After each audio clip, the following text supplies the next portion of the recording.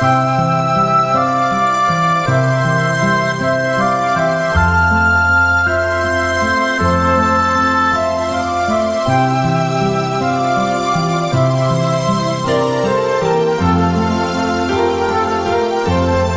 Mãe e Rainha do Santo Rosário, Mãe admirável, Mãe do Santuário, o mundo sem fé na dor se consome.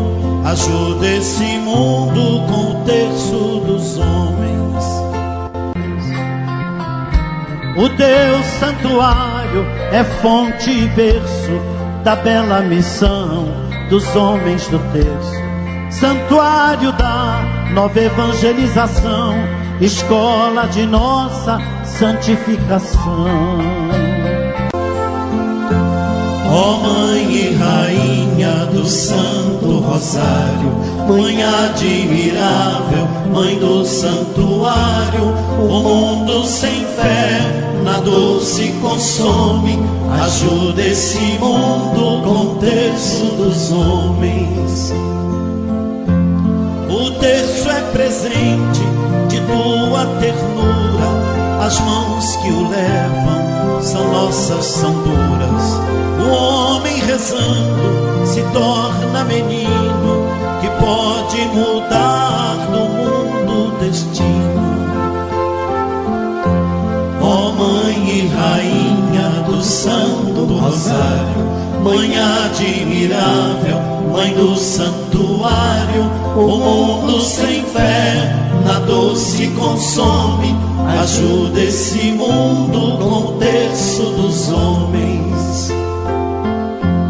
O terço tem contas e é meditado, mas tu, Mãe, não contas o nosso pecado.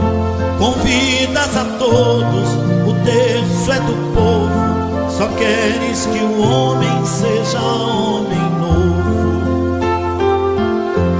Ó Mãe e Rainha do Santo Rosário, Mãe admirável, Mãe do Santuário, o mundo sem fé na dor se consome. Ajuda esse mundo com o terço dos homens. É tua escola, o terço ele é luz. Ninguém como tu sabe mais de Jesus.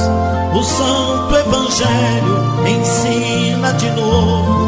Teu terço é Bíblia que Deus deu ao povo. Ó Mãe e Rainha do Santo Rosário, Mãe admirável, Mãe do Santuário, o mundo sem fé na dor se consome. Ajuda esse mundo com o terço dos homens. Nas Ave Marias que aqui repetimos, falamos do amor que por ti sentimos. Com o terço na mão, em santas vigílias, rezamos unidos as nossas famílias. Ó Mãe e Rainha do Santo Rosário, Mãe admirável, Mãe do Santuário, o mundo sem fé a dor se consome. Ajuda esse mundo com o terço dos homens. Ajuda esse mundo com o terço dos homens.